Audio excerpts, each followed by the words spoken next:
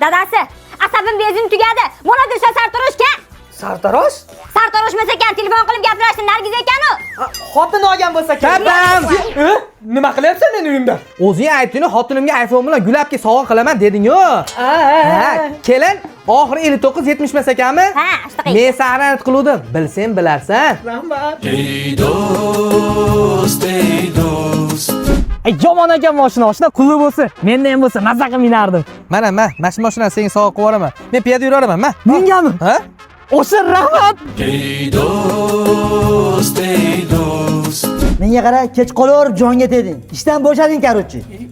Meni ham ishdan bo'shatib yuboring. Oshnamsiz hech ketdi ishlamayman. Men sen bilanman, oshna. Ey do'st, ey do'st. Uka, tezda ber karochi qarzingni. Beraman aka. Ey do'st. Qo'ling tort.